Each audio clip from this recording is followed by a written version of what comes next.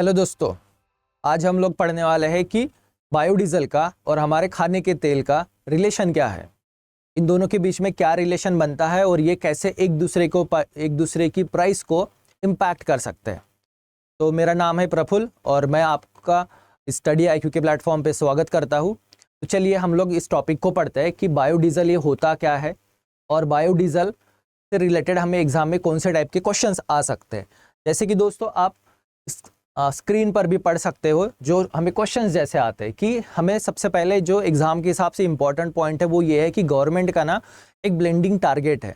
Blending मतलब government को fuels जो है, बायोफ्यूल्स जो है, उसमें भी एक इथेनॉल आता है और एक आता है बायोडीजल। इसको कितने % में पेट्रोलियम प्रोडक्ट के साथ ब्लेंड करना है, तो वो टारगेट आपको एग्जाम में पूछे जा सकते हैं, तो आप उसको याद रखोगे।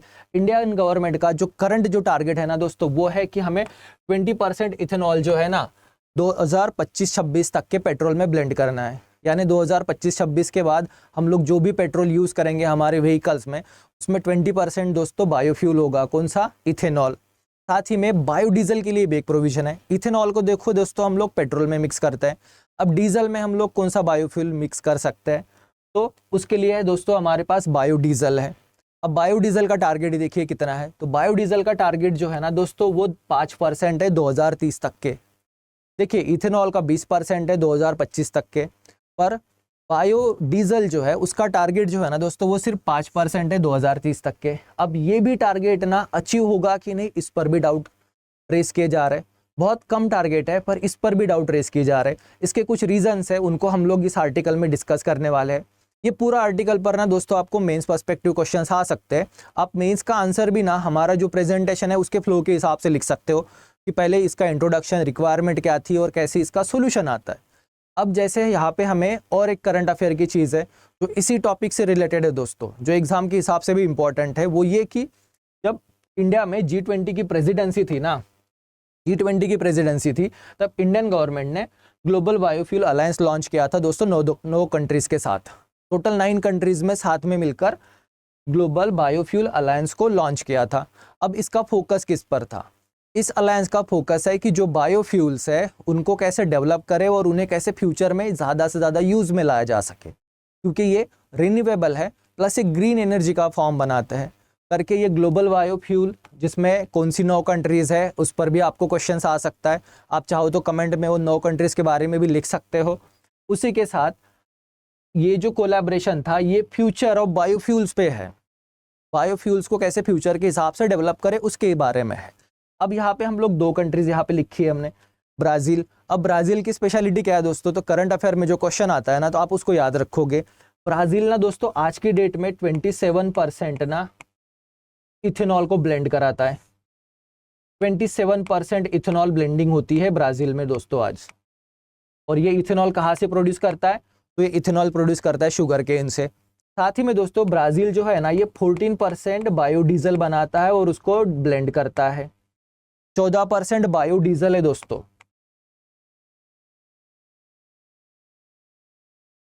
मतलब आप समझ सकते हैं कि बायोफ्यूल्स की डेवलपमेंट में और उसके यूसेज के मामले में ब्राज़ील कितना आगे है।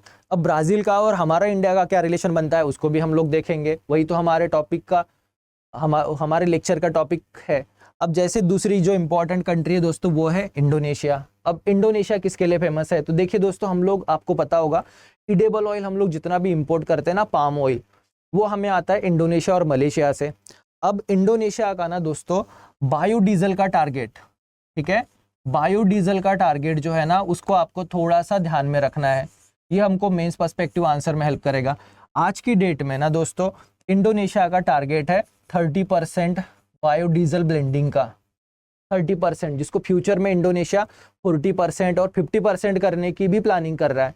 अब इंडोनेशिया बायोडीजल कहाँ से बनाता है, कौन सी रॉ मटेरियल से बनाता है, तो दोस्तों आप यहाँ पे याद रखोगे इंडोनेशिया बायोडीजल बनाता है पाम ऑयल से।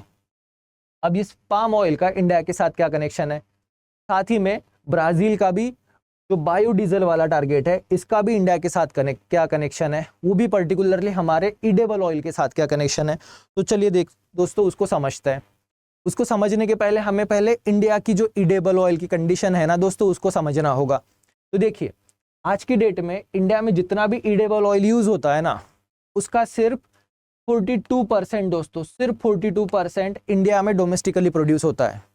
यानी आज हम लोग जितना भी खाने का ऑयल, खाने का तेल जो यूज़ करते हैं ना, उसका 58% हम लोग इंपोर्ट करते हैं, दूसरे देशों से खरीद कर लाते हैं। इसीलिए देखो दोस्तों, हाल ही के दिनों में या पिछले 1-2 सालों में आपने देखा होगा खाने के तेल के रेट कितने ज़्यादा बढ़ रहे हैं, जिस पर हम कोई कंट्रोल नहीं कर पा रही है गवर्नमेंट। उसका रीज़न ये है दोस्तों कि इंटरनेशनल मार्केट में अगर खाने के तेल के रेट बढ़ जाते हैं तो इंडिया के भी रेट बढ़ जाएंगे। और इसका रीज़न क्या है? तो हमारा डोमेस्टिक प्रोडक्शन कम है। अल्टीमेटली सोल्यूशन आप यही लिखोगे कि इंडिया को ईडेबल ऑयल का डोमेस्टिक प्रोडक्शन बढ़ाना पड़ेगा, तब जाके कहीं हमारी फूड सिक्योरिटी अचीव होगी दोस्तों। टर्म यहाँ पे याद रखिएगा, फूड सिक्योरिटी, ठीक है। अब यहाँ पे हम क्या देखने वाले हैं कि इंडिया जो हमारी 58% जो इंपोर्ट हम लोग ऑयल्स का करते हैं, उसमें मेजर पार्ट कौन सा है और कौन सी कंट्री से आता है। तो देखिए, जितना भी हम लोग इंपोर्ट करते हैं ना, उसमें से 59% दोस्तों पाम ऑयल है। 59% क्या है दोस्तों? Palm oil. अब ये पाम ऑयल कहाँ से आता है? तो पाम ऑयल आता है इंडोनेशिया और मलेशिया से। अगर ये इंडोनेशिया और मलेशिया से पाम ऑयल आता है तो दोस्तों, जैसे हमने देखा इंडोनेशिया का टारगेट क्या था, इंडोनेशिया का टारगेट है कि उसको बायोडीजल 30% उन्होंने अचीव करना है, कर लिया है, उनको 40 to 50 करना है। मतलब इंडोनेशिया क्या करेगा, उसके पास जो भी सरप्लस पाम ऑयल जो अब तक इंडिया को वो एक्सपोर्ट करता था, वो उससे बायोडीजल बनाएगा और अपनी कंट्री में उसे यूज़ करेगा। यानी बेसिकली वो लोग उनका जो क्रूड ऑयल का इंपोर्ट जो है उसको बचाएंगे। तो हमारी कंट्री के लिए भी तो ये फिजिबल होना चाहिए, क्योंकि हम भी तो अपना 80% पेट्रोलियम बाहर कंट्रीज से इंपोर्ट करते हैं, गल्फ कंट्रीज से इंपोर्ट करते हैं। तो इंपोर्ट में हम पाम ऑयल 60% इंडोनेशिया से लाते हैं दोस्तों। साथ ही में जो नेक्स्ट वाला जो है ना, वो है सोयाबीन। अब ये जो सोयाबीन है ना दोस्तों, ये हमारे इंपोर्ट का पार्ट बनती है 22%। और सोयाबीन हम लोग कौन सी कंट्री से लाते हैं? तो सोयाबीन को हम लोग लाते हैं दोस्तों ब्राज़ील से। ब्राज़ील, अर्जेंटीना, ब्राज़ील और अर्जेंटीना से हम लोग सोयाबीन ऑयल को इंपोर्ट करते हैं। अब ये लोग भी अगर बायोडीजल बनाएंगे, और बायोडीजल के लिए ये लोग किसे डाइवर्ट करेंगे? तो सोयाबीन ऑयल को डाइवर्ट करेंगे। तो इंटरनेशनल मार्केट में तो डेफिनेटली प्राइस बढ़ जाएगी, तो फिर इंडिया में भी तो कुकिंग ऑयल महंगा होगा। तो अगर दुनिया में बायोडीजल का प्रोडक्शन बढ़ जाता है, बाकी कंट्रीज अगर बायोडीजल के टारगेट बढ़ाती है, तो उसका इम्पैक्ट कहाँ पे होगा? तो उसका इम्पैक्ट ना दोस्तों इंडिया के कुकिंग ऑयल मार्केट पे होगा। इसलिए बहुत सालों से कुकिंग ऑयल के प्राइस जो है इंडिया में बढ़ रहे हैं। तो फूड सिक्योरिटी के हिसाब से अगर हम लोग सोचे, तो हमें इंडिया में डोमेस्टिक प्रोडक्शन ऑयल का, ईडेबल ऑयल का बढ़ाना होगा। और उसका रिलेशन जो है बायोडीजल के साथ वो ये है कि जैसे इथेनॉल जो है, इथेनॉल को हम लोग शुगर केन से बनाते हैं, या जो कार्बोहाइड्रेट रिच प्रोडक्ट होते हैं उनको फर्मेंटेड करके हम लोग इथेनॉल बनाते हैं। वैसे ही दोस्तों बायोडीजल जो होता है ना, ये वेजिटेबल ऑयल से और एनिमल फैट से बनाया जा सकता है। अब हम लोग बायोडीजल बनाने की प्रोसीजर को देखते हैं। अब ये रिलेशन आप याद रखिएगा। अब इंडिया में जो बायोडीजल का प्रोडक्शन गवर्नमेंट बढ़ाना चाहती है, तो ऑब्वियसली हमारे पास तो वेजिटेबल ऑयल का प्रोडक्शन ही कम है कि हम लोग खाने के लिए यूज़ करें, तो उसे हम लोग बायोडीजल के लिए कैसे डाइवर्ट कर सकते हैं? डेफिनेटली नहीं कर सकते। तो इंडिया में बायोडीजल के प्रोडक्शन के बारे में जब भी आपको क्वेश्चन आएगा ना, तो एक पॉइंट आप हमेशा के लिए याद रखोगे एग्जाम के हिसाब से कि इंडिया किसे यूज़ करता है। तो इंडिया जो है ना, ये फूड क्रॉप को यूज़ नहीं करता, ठीक है। इंडिया नॉन ईडेबल ऑयल्स को यूज़ करता है, क्योंकि ईडेबल ऑयल का तो हमारे पास ऑलरेडी शॉर्टेज है। तो हम लोग बायोडीजल किससे बना सकते हैं? तो नॉन ईडेबल ऑयल से हम लोग बायोडीजल बना सकते हैं। अब नॉन ईडेबल ऑयल के टाइप्स कौन से हैं, या उसके कौन से प्लांट्स हैं जिनसे हम लोग नॉन ईडेबल ऑयल बना सकते हैं? तो उसका एक फेमस एग्जांपल है दोस्तों, जो आपने बहुत बार सुना होगा, एग्जाम में बहुत बार इस पर आपको क्वेश्चंस भी आएगा कि बायोडीजल के लिए कौन से प्लांट से ऑयल निकाल के उससे बायोडीजल बनाते हैं। तो आप उसका आंसर याद रखोगे, जेट्रोफा। एक है दोस्तों जेट्रोफा, दूसरा है दोस्तों पॉनगेमिया, तीसरा है महुआ, और एक जो इंपॉर्टेंट चीज़ है दोस्तों वो है वेस्ट कुकिंग ऑयल, ठीक है। वेस्टेड कुकिंग ऑयल जो है, इससे भी बायोडीजल को बनाया जा सकता है। अब ये वेस्टेड कुकिंग ऑयल क्या होता है दोस्तों? वेस्टेड कुकिंग ऑयल सिंपल है, उसको देखेंगे हम लोग आगे की स्लाइड्स में। अब यहाँ पे आप याद रखोगे, नीम से भी जो तेल बनाते हैं उसे से भी हम लोग बायोडीजल बना सकते हैं, महुआ से भी हम लोग बायोडीजल बना सकते हैं। जेट्रोफा तो हमको पता ही है, ठीक है। अब इन्हीं को देखते हैं। जेट्रोफा ना, ये दोस्तों हमको एग्जाम के हिसाब से बहुत इंपॉर्टेंट है। अब आपको रीज़न समझ में आना चाहिए कि हम लोग नॉन ईडेबल ऑयल कि क्रॉप सी क्यों इस्तेमाल कर रहे हैं? वो इसलिए ताकि बायोडीजल का प्रोडक्शन अगर बढ़ाना है तो ईडेबल ऑयल को हम लोग यहाँ पे डाइवर्ट नहीं कर सकते बायोडीजल प्रोडक्शन के लिए, क्योंकि इंडिया में तो ऑलरेडी शॉर्टेज है, और अगर हमने उसको बायोडीजल के लिए डाइवर्ट किया तो और शॉर्टेज होगा। ठीक है, ये पॉइंट आपको क्लियर होगा। अब एग्जाम के हिसाब से आपको जेट्रोफा के बारे में बहुत बार पूछा जाता है। अब जेट्रोफा का प्लांट जो होता है ना, उसको सीड्स आते हैं, उन सीड से ना हम लोग बायोफ्यूल बना सकते हैं दोस्तों।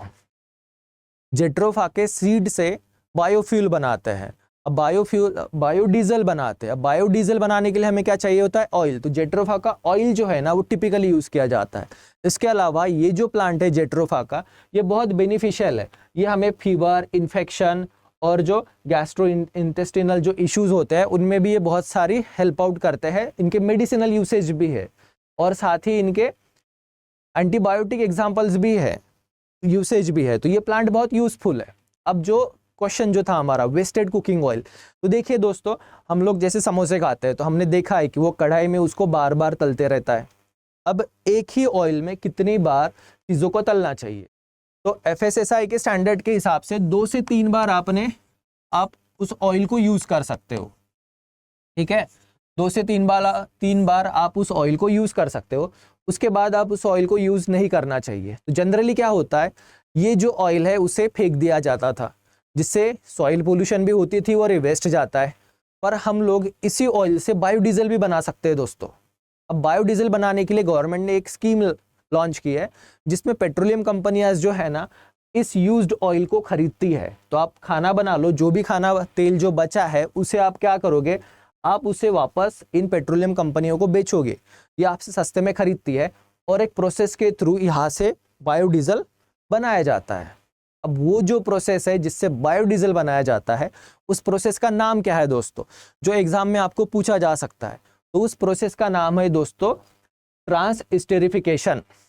आप ये टर्म याद रखोगे एग्जाम के हिसाब से, उसे बोला जाता है ट्रांसस्टेरिफिकेशन। अब इस प्रोसेस में क्या होता है, हम लोग यहाँ पे एक सिंपल टर्म्स में ये प्रोसेस समझने वाले हैं। तो जैसा कि हम लोगों ने अभी तक के जो डिस्कस किया था, बायोडीजल बनाने के लिए हमें चाहिए होता है ऑयल और फैट्स।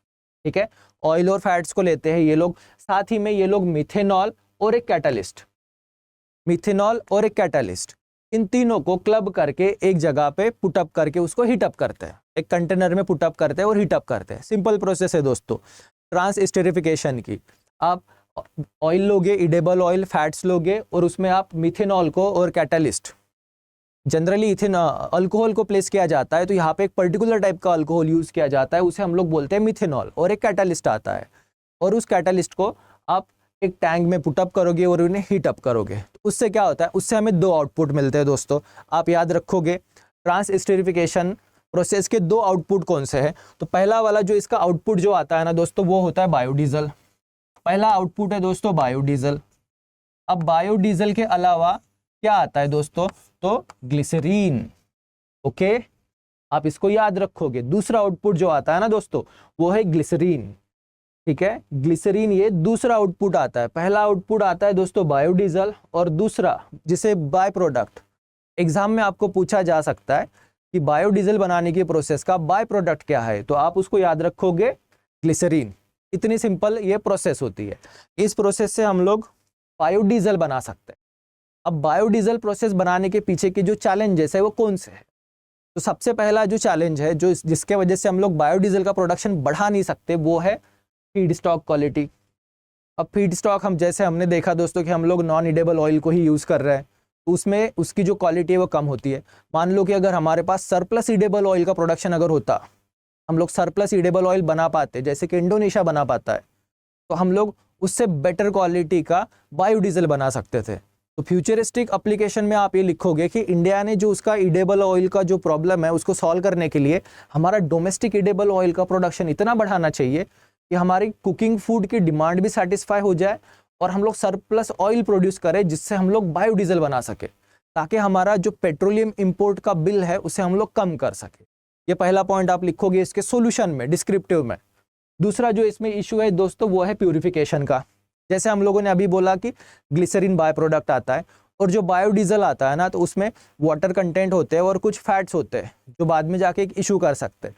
तो बायोडीजल बनाने के बाद ट्रांसस्टेरिफिकेशन के बाद उसको प्यूरिफाई करना होता है, जो थोड़ी कॉस्टली प्रोसेस होती है और लेंथी प्रोसेस होती है। तो इसमें क्या चीज़ें रिमूव की जाती है दोस्तों, इस पर अगर कभी क्वेश्चन आया तो याद रखिएगा, इसमें से वाटर और फैट्स को रिमूव किया जाता है। ठीक है, उसके बाद तीसरा जो क्वेश्चन जो आता है दोस्तों वो है लैंड कॉम्पिटिशन, कि अगर हम लोग जेट्रोफा को अगर कल्टीवेट करना चाहते हैं तो हमें क्या करना होगा। तो इंडिया में ऑलरेडी हमारी पॉपुलेशन इतनी बढ़ चुकी है कि हमारे पास फूड का प्रोडक्शन जो है वो पॉपुलेशन को मैच करना चाहिए। तो अगर हम लोग लैंड को डाइवर्ट करते हैं जेट्रोफा के कल्टीवेशन के लिए तो उसके वजह से लैंड कंपटीशन क्रिएट हो सकती है, ये एक चैलेंज आता है। पर इसके एप्लीकेशन देखो दोस्तों क्या क्या है। सबसे पहले इसकी एप्लीकेशन है दोस्तों कि ये रिन्यूएबल सोर्स ऑफ एनर्जी है। अब हमारे पास जितने भी पेट्रोल व्हीकल चलते हैं वो पेट्रोलियम पे चलते हैं, पेट्रोलियम से बने वाले डीजल पे चलते हैं जो कि नॉन रिन्यूएबल है, पर हम लोग एक रिन्यूएबल बायोडीजल को बना सकते हैं। ये पहली इसकी एप्लीकेशन है दोस्तों। दूसरी जो है कि इसके लिए कोई एडिशनल लुब्रिकेशन की ज़रूरत नहीं होती, ना ही आपको ना इंजन्स में कोई बड़े मॉडिफिकेशन करने की ज़रूरत है। इंजन में भी मॉडिफिकेशन की ज़रूरत नहीं है, आप उसको एग्जिस्टिंग डीजल के साथ ब्लेंड कर सकते हो, जैसे 5%, 10%, 20%।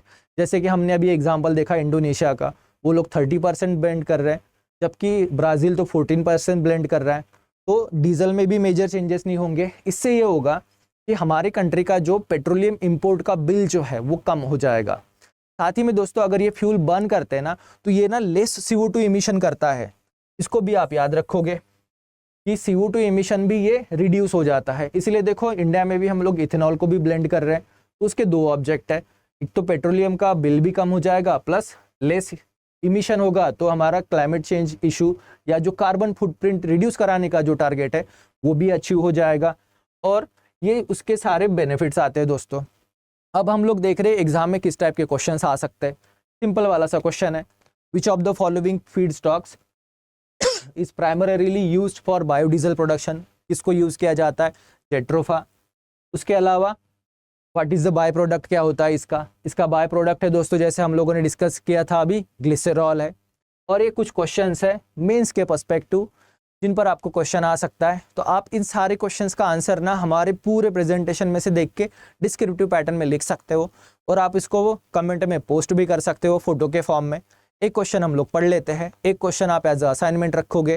वो क्वेश्चन है, discuss the importance of biodiesel as a alternative fuel in a context of India's energy security and environmental sustainability. अब एनवायरमेंटली सस्टेनेबल है, रिन्यूएबल है, लेस इमिशन होगा, और अल्टरनेटिव फ्यूल हमें क्यों चाहिए, तो जो डिपेंडेंस जो है हमारा फॉसिल फ्यूल पर उसको रिड्यूस करने के लिए।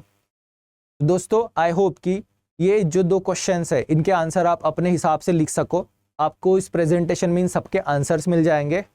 आज के लिए बस इतना ही, thank you and best of luck guys.